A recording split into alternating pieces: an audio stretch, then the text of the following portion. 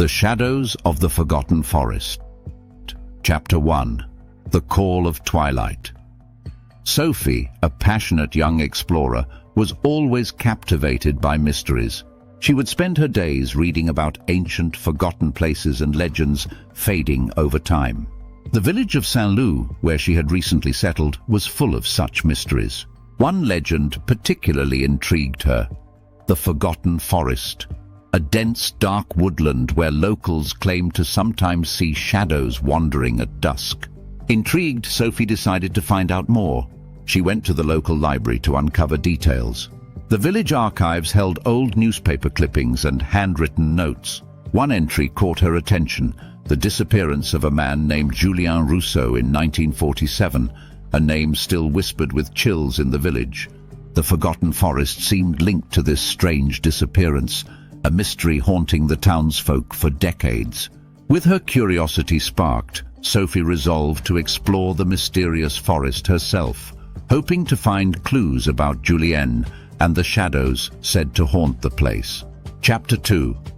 Discovering the First Clues. At dawn, Sophie set out, armed with a small flashlight and a notebook to document everything she might find. As soon as she stepped into the forest, an odd atmosphere enveloped her. The trees seemed to whisper, and the wind carried sounds almost like human sighs or distant laughter. As she ventured deeper, she found an uninhabited clearing, hidden under branches that blocked the sunlight. In the middle of the clearing, she spotted something curious: an old pocket watch. She picked it up, and despite the dust and rust, she could still read the initials JR engraved on the back. A shiver ran down her spine. This watch must have belonged to Julien Rousseau. Her heart racing, she wondered if this was a sign she was on the right path. She promised herself to return the next day to explore further, determined to understand what had happened here. Chapter 3. The First Whispers. That night, Sophie had trouble sleeping. It felt as if the forest followed her into her dreams, where she saw blurred shadows, human-like figures appearing to guide her deeper into the woods. Upon waking, she felt an unusual impatience and an inexplicable sense of urgency, as if something in the forest was calling to her. Returning to the watch's location, she noticed the forest seemed different, darker, denser. The trees seemed to close in around her. Suddenly she heard faint whispers, barely audible voices surrounding her, urging her onward. She realized she was no longer alone. Following the voices, she came upon an old wooden cabin, nearly in ruins, hidden under vines and moss. Inside, she found dust-covered furniture and papers scattered on a table. One paper, half erased, seemed to be a letter. She read the few remaining lines: "I will return for you, no matter the cost." The words sent chills through her, but also left her with an inexplicable sadness. Chapter 4. An Unexpected Appearance. That night, Sophie dreamed again, but this time she was not alone. In her dreams, a figure appeared, a man with blurred features, standing in the forest and watching her silently.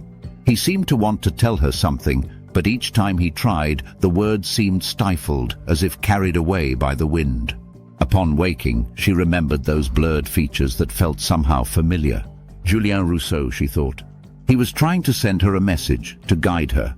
The certainty grew in her mind. She had to keep exploring this forest, no matter the cost. The next day, she returned to the cabin.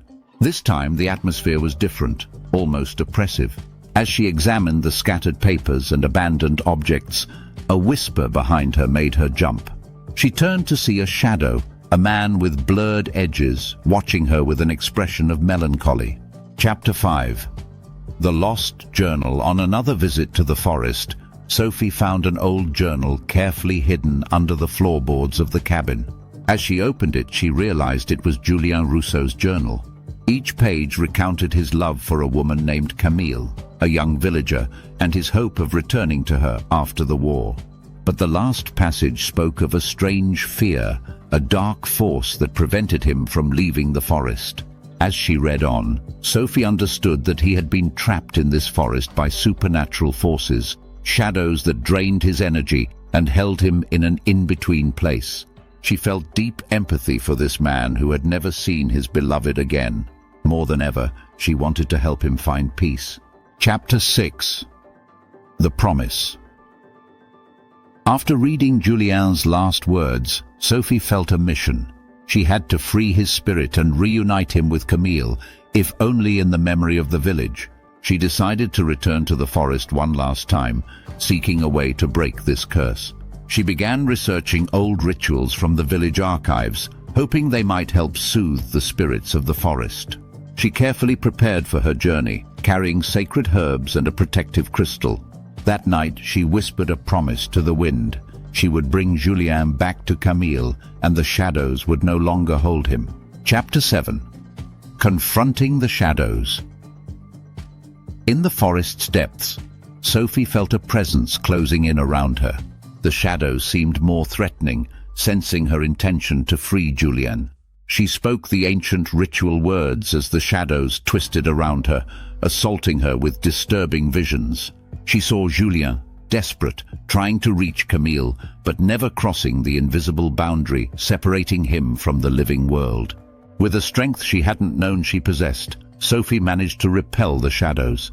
They seemed to retreat, taking with them part of the forest's mystery. Chapter 8. The Release. At dawn, the first rays of sunlight pierced through the forest. Sophie sensed that something had changed. The old, ruined cabin now felt peaceful, as if freed from an invisible weight. On the ground, she found a locket. Opening it, she saw photos of Julien and Camille together. A gentle smile touched her lips. Julien had finally found peace. She brought the locket back to the village and placed it in a memorial site, honoring those who had loved beyond death.